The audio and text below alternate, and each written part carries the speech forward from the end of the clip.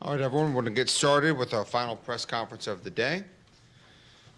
We have the University of Dayton with head coach Anthony Grant, as well as redshirt sophomore guard Kobe Brea and sophomore forward Deron Holmes II. We're going to lead off with a statement from Coach. When you're ready, Coach. Well, I'll start off by saying it's an honor for us to have a chance to continue to compete in the tournament. Obviously, at this point, there's 4 teams left, top 4 seeds. We understand that we've got a great opportunity in front of us on tomorrow against a Fordham team that finished tied for second in the league. We know that they made history this year with all that they've accomplished.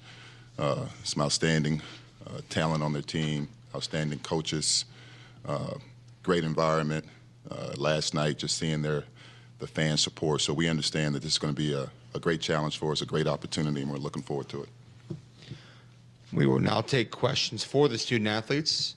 If you have a question, please raise your hand. We'll bring a mic to you. Start with your name and affiliation right here in the first row. Sam Basil, House of College Hoops. Deron, you had 32 points last time you guys met Fordham in the Bronx. Is there anything different that you see about this team or any adjustments that you think that you'll make to have another successful game? Yeah, so, we played them earlier in the year, and it was, a good game for us. But at the same time, just like every team, they've gotten better, so it will definitely be, another game where we're going to have to work hard and, have the same approach, with the mental. We're going to move over to David. David Jablonski, Dayton Daily News. For both of you, how will this off day help you between games? You all played a lot of minutes yesterday. How do you make the most of that? I think it's just a good opportunity just to let our bodies rest a little bit from that last game, and also just go through our game plan for Fordham. I think we all understand that it's not the same Fordham team that we played early in the year, and we're gonna have a better game. They're gonna have a good atmosphere at the game tomorrow. Just watching the game yesterday, they had a championship atmosphere, so that's something that we have to take into account.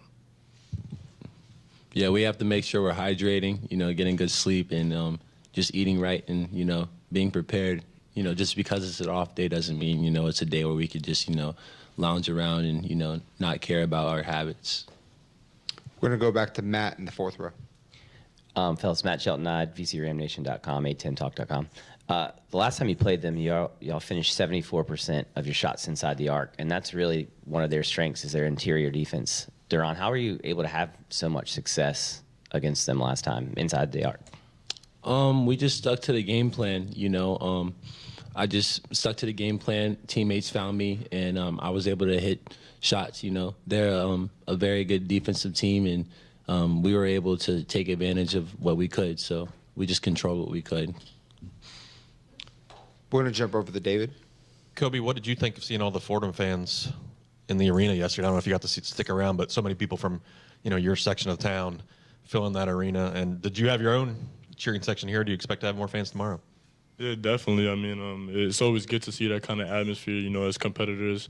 That's what we want to go up against. That's what we want to see in arenas like this one. So yeah, it was definitely good to see. And, yeah, I definitely had a few people here as well from my family and friends and stuff. So, a lot of Dayton Flyers fans, of course, and I feel like we'll expect more. But it'll be a good battle, and it'll be an amazing atmosphere to play in. So. Any more questions for the student athletes? All right, Kobe, Deron, thank you very much. Good luck tomorrow. Thank you. We will now take questions for Coach Grant right here in the first row, and then over to Marcus after that.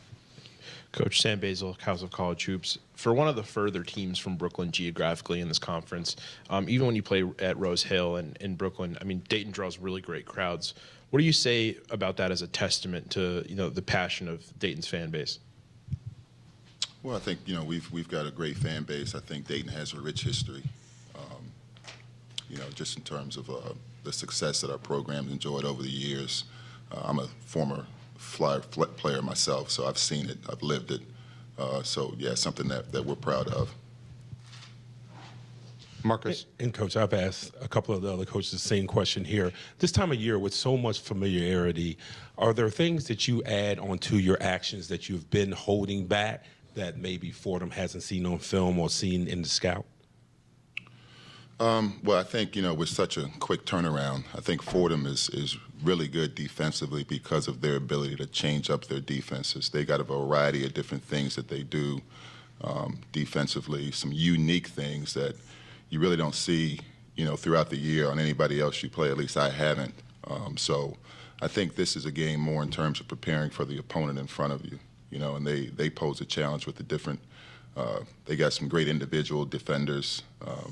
They play with great energy, and then they switch up their defenses on you quite a bit. So it'll be more in terms of trying to make sure we're prepared for them. And when you think about how you've gotten here and the pathway, is this team sort of right where you want them to be? Is there still room to grow with this unit? Well, I mean, in terms of having an opportunity to continue to play in the A-10 tournament, that's the goal, to continue to advance in the tournament. So from that standpoint, yeah, we're excited to have a chance to compete here in the semifinals, a chance to go to the finals. For our team, it's really one day at a time. Just continue to try to handle what's in front of us. And right now, we've got a great challenge with this Fordham team in front of us. We're going to go to the second row. Tyler Cronin, 3-bid league. Coach, you obviously played this team a long time ago at this point, and Malachi didn't even play in that game. But is there anything that you can pull from that film of that matchup that you think will be helpful for you guys tomorrow? I'm sure. Yeah, I'm sure. But, that game was, I think, almost 3 months ago. So, at the end of the day, what you want to do over the course of the years is continue to evolve and improve as a team. And I think, we're both different teams than what we were from that game. So Fordham's playing really good basketball. Like I said, we had a 3-way tie for second. So they've earned all the accolades they've gotten. Great environment. So tomorrow's game will have a life of its own. Every game has a life of its own. Down to David. Coach, a lot of fans were wondering if RJ was injured, or if there was another reason he wasn't playing as much yesterday with the short bench. Is there anything you can say? Yeah, I'm the coach. So, yeah, I'm going to make those decisions. Okay. Over to the right-hand side. Yeah, Tom Archdeek in Dayton. Anthony, you're familiar with Quisenberry from Wayne and then coming through the portal and all like that. I don't know what you like about this guy or what you see in this guy and the challenge he presents. Well, he's a heck of a competitor, first and foremost, and I think, if I'm not mistaken, maybe one of the top scorers in the A-10, a guy that's, I think, maybe his 5th year in college, so an older guy. And he's a leader. He's their leader, So, I think the first time we played them, he didn't have a great game. We know what he's capable of. We know that, he's one of the best players in this league, and we got to be really prepared. He's really good. We'll take one or two more into the third row. Sam Fetterman, Mid-Major Madness.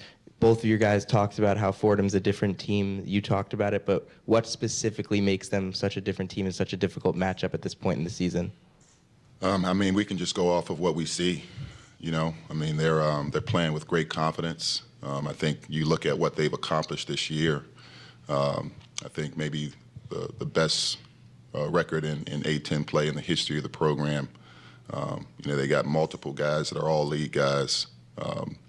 They're playing probably some of the best basketball of any team in this league right now from what we see. And then, this is a home game for them. So we understand this will be a great challenge for us, and we got to be at our best. Okay, we'll go David and wrap up with Matt. Three-point shooting has been down for a lot of teams in this tournament. You guys got it going after a slow start yesterday, but is it hard coming into a new arena like that and a bigger arena than you're used to, for shooters? Well, I was never a shooter, so I don't know if I'd be the person to answer that question. But yeah, I think I think it's typical first game, new arena, new environment. I don't know what the overall shooting percentage, for other teams are. But, yeah, I think, shoot or shoot, and at the end of the day, you got to make shots to win. So, yeah, we're going to continue to make sure we try to get, our shots and quality shots, and we'll live with the results. Coach, last season you had one of the youngest teams in the tournament playing the oldest team in the tournament. You're still a young team, but it's a world of experience difference now. as just sophomores. I'm curious what difference you've seen in the approach from the guys in this tournament than last year when they were just freshmen.